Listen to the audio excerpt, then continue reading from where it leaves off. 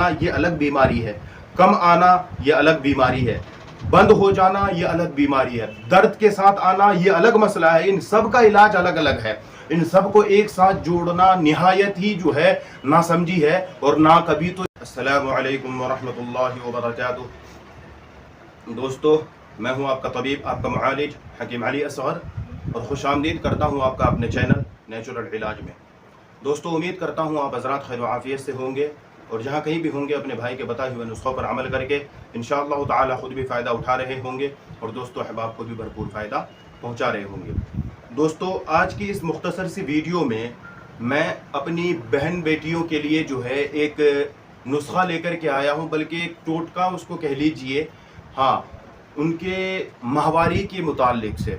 ठीक है दोस्तों, ये जो माहवारी का मसला होता है, पीरियड्स का मसला होता है, ठीक है, उनके अंदर जो है कई सारे मसाइल होते हैं। आज के डेट में जो है हर दूसरी बहन जो है इस परेशानी में मुब्तला है। ठीक है, इस सिचुएशन का शिकार है। मैं आपको बता नहीं सकता क्योंकि ये वीडियोस जो है हर किसी के पास जाती है, इसलिए जो है एहतियात के साथ बोलना मेरी जिम्मेदारी है। मैं आपको बताऊं, चाहे तो पीरियड, इसको जो है एक आम जुमले में घेर करके बोलते हैं कि इर्रेगुलर, इसमें कई सारी चीज़ें आती है और हर एक का इलाज अलग अलग है। मैं आपको बताऊं, जैसे कि माहवारी खून ब्लड का जो है ज़्यादा आना ये अलग बीमारी है, कम आना ये अलग बीमारी है, बंद हो जाना ये अलग बीमारी है, दर्द के साथ आना ये अलग मसला है। इन सब का इलाज अलग अलग है। इन सब को एक साथ जोड़ना निहायत ही जो है नासमझी है और ना कभी तो इनका एक ही दवा से इन सारी परेशानियों का इलाज हो सकता है और ना आज तक कभी हुआ है। चमत्कार हो जाए तो वो अलग बात है, वरना कानून के रोज़े जो है इन सारी परेशानियों का जो है मसला अलग है, इनका इलाज भी अलग अलग है। ठीक है दोस्तों, तो आज मैं आपको एक नुस्खा, बल्कि एक टोटका बताने जा रहा हूं। इसका फुल नुस्खा मैं आगे चल करके आपको बताऊंगा इंशाअल्लाह। नुस्खा थोड़ा लंबा है, लेकिन आज जो मैं आपको नुस्खा बताने जा रहा हूं ये हर घर में हर माँ बहन इसको जो है आसानी के साथ इसको बना करके इस्तेमाल कर सकती है। लेकिन आपको करना क्या है, गौर से सुने मैं क्या बता रहा हूं। ये नुस्खा स्पेशली मेरी माँ और बहनों के लिए है, उन माँ बहनों के लिए जिनके पीरियड में जो है कमी है। याद रखना, वो और जितनी सारी चीज़ें मैंने बताई है उन सब के लिए नहीं, बल्कि एक मखसूस जो है एक मुतय्यन चीज़ के लिए मैं बता रहा हूं, जिनके पीरियड का मसला, पीरियड शुरू होता है, ठीक है, और धब्बा दिखाई देकर के फिर बंद हो जाता है, या एक दिन आकर के फिर बंद हो जाता है। कम से कम पीरियड की जो अय्याम है, उनके जो दिन है, उनके जो वक्त है, वो 72 घंटे हैं। ठीक है, इससे कम अगर आ रहा है तो परेशानी है। 72 घंटे तक आना चाहिए। ठीक है दोस्तों, इससे ज़्यादा भी आता है, वो आदत होती है 5 दिन, 7 दिन, 9 दिन तक भी मैंने देखे हैं, 10 दिन तक होता है। उसके बाद अगर हो तो फिर वो बीमारी है, वो माहवारी का खून नहीं होता, वो नस का खून होता है। तो फिर वो अलग टॉपिक है, हम उसके ऊपर कभी अलग से बात करेंगे जब हम इसके इलाज के ऊपर बात करेंगे कि ज़्यादा पीरियड आने के ऊपर। आज जो है हम ये बात करेंगे कि कम आता है तो उसको बराबर बैलेंस करने के लिए जो है हम घर में क्या चीज़ इस्तेमाल कर सकते हैं। ठीक है, तो आज मैं अपनी बहनों के लिए जो है एक नुस्खा बता रहा हूँ। बिल्कुल आसान सी सिंपल सी चीज़ है, आप घर में बना करके यूज़ कर सकते हैं।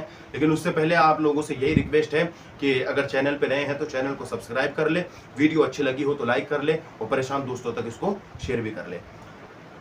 उन बहनों के लिए जिनको पीरियड्स कम आते हैं उनके लिए नुस्खा है। नुस्खे के अंदर आपको जो है सिर्फ एक चीज़ लेनी है, वो है सौंफ। ठीक है, आपको सौंफ लेना है, ये काढ़ा बनेगा। आपको सौंफ लेनी है 1 चमची, ठीक है, टी स्पून, बल्कि 2 चमची आप डालेंगे। 2 गिलास से 1.5 गिलास के दरमियान आपका पानी होना चाहिए। मिसाल के तौर पे आप अगर उसको वज़न के एतबार से अगर जाने तो उसकी क्वांटिटी आपको जो है रखनी पड़ेगी 1 पाव। 1 पाव पानी में 2 टीस्पून जो है आप सौंफ डाल देंगे और उसको पकाना है आपको। और 1/2 टी स्पून जो है आपको उसमें जो है कलौंजी डालनी है। बस ये 2 चीज़ें आपको डालनी है।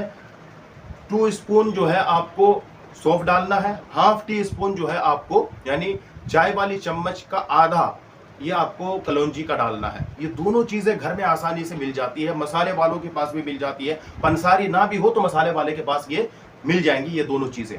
ठीक है, आपको करना क्या है, 1 पाव पानी में इसको पकाना है। जब पकाते पकाते 1 गिलास रह जाए तो उसको छान लेना है। ठीक है, छान करके उसके बाद जो है उसमें आपको गुड़ मिलाना है, गुड़ ऐड करना है, उसको गुड़ से मीठा करना है। ठीक है, गुड़ से मीठा करके आप उसको गरम गरम ही चाय की तरह, कहवे की तरह आप उसको पी जाएं। आपको ये तब करना है जब आपको पीरियड आने में एक आध दिन बाकी हो, ठीक है। वो तो आदत के बारे में आपको मालूम है, ठीक है, ये मुझे भी पता है कि हर औरत को जो है इसके बारे में पता होता है कि उनको महीने की किस तारीख में जो है पीरियड्स आने हैं। तो आपको उसके आने से 2-3 दिन पहले ही जो है आपको ये करना शुरू कर देना है। ये दिन में आपको 2-3 दफ़ा करना है, ठीक है। और जिस दिन पीरियड शुरू हो उस दिन भी आपको ये करना है, उसके अगले दिन भी आपको एक टाइम करके फिर छोड़ देना है आपको, ठीक है। तो आप ये करने के बाद जो है, हाँ, कपड़ा ओढ़ के लेट जाए। और उस ज़माने में जो है बिल्कुल भी आप पानी से दूर रहें, ठंडी चीज़ों का इस्तेमाल बिल्कुल ना करें। लस्सी, शरबत, दही वगैरह, ये जूस, खटाई, इस तरह की चीज़ों का इस्तेमाल ना करें तो बेहतर होगा। चावल का भी इस्तेमाल ना करें तो बेहतर है, ठीक है। और क्या कहते हैं कि कपड़े वगैरह भी धोने से परहेज़ करें। एक बात मैं आप लोगों को बताए दे रहा हूँ कि मेरे सामने बहुत सारे केसेस आते हैं कि पीरियड्स के अय्याम में जो है लड़कियां नहाती हैं। मैं आपको एक बात बताऊं कि हमारे शरीयत के एतबार से, मैं अपनी शरीयत की बात बता रहा हूं कि शरीयत के एतबार से भी आप पाक नहीं हो सकते जब तक आपकी आदत ख़त्म नहीं हो जाती। मिसाल के तौर पे अगर आपको 3 दिन पीरियड्स आने की आदत है तो आप तीसरे दिन ही में पाक होंगे। वो वक्त ख़त्म होने के बाद 72 घंटे के बाद ही आप पाक हो सकते हैं, उससे पहले नहीं होंगे, चाहे आप पानी में कितनों ही डुबकी लगा लें। उससे फ़ायदा क्या होगा? कुछ नहीं होगा, पाक तो आप हुए नहीं। लेकिन एक नुकसान आपको ये ज़रूर हो जाएगा कि वो जो ब्लड आपका रेगुलर चल रहा था वो पानी की वजह से आपका जम जाएगा। इससे आपको नुकसान पहुंचता है, इन्फेक्शन होने का खतरा होता है। बल्कि मेरे असातिज़ा तो यहाँ तक एहतियात करवाते थे कि उस ज़माने में डायरेक्टली पानी से मुँह हाथ धोने को भी मना करते थे, हाँ, और सर्दी में बाहर निकलने से भी मना करते थे, कपड़े वगैरह धुलने से भी रोक देते थे, ठीक है। अगर ज़्यादा मुँह हाथ में अगर चिपचिपापन हो रहा हो तो पानी क्या कहते हैं, कपड़ा भिगा करके जो है हाथ पाँव पूछ लेना चाहिए। कम से कम शुरू के 2 दिन तो ये एहतियात ज़रूर करनी चाहिए, ठीक है। तीसरे दिन जो है फिर थोड़ा बहुत जो है आप यूज़ कर सकते हैं पानी वगैरह, ठंडा पानी, बर्फ़, आइसक्रीम, इन चीज़ों का इस्तेमाल करने से जो है वो, क्योंकि खून जो बहता है वो खून के अंदर हीट की वो होने की वजह से जो है खून पतला रहता है और बहता है। वो आप पानी का इस्तेमाल करके खून को जमा देते हैं, जिसकी वजह से फिर वो बह नहीं सकता और फिर दर्द शुरू हो जाता है वगैरह वगैरह। बहुत सारे मसाइल जन्म लेते हैं आज के डेट में। मैं आपको कहूं कि 80% भी अगर मैं कहूं तो कम है, इससे भी ज़्यादा जो है मेरी माँ बहन बेटियां इस मामले में परेशान है। लिकोरिया ले लीजिए, कमर कटने की परेशानी ले लीजिए, पता नहीं कितनी तरह की परेशानी इनके साथ है।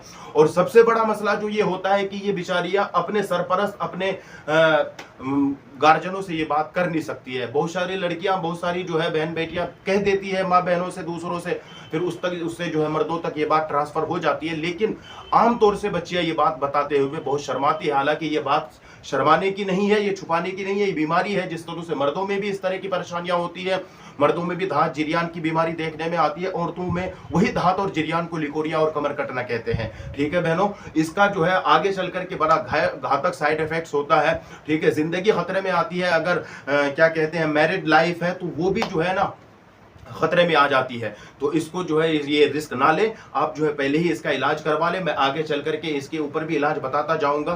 खैर, मैंने लिकोरिया और कमर कटने के ऊपर जो है इससे पहले नुस्खे दे रखे, मैं और भी आगे देता जाऊंगा, ठीक है। आप चैनल पे बने रहे, इंशाअल्लाह मैं इस तरह के घरेलू नुस्खे आपके लिए लेके आता रहूंगा, ठीक है।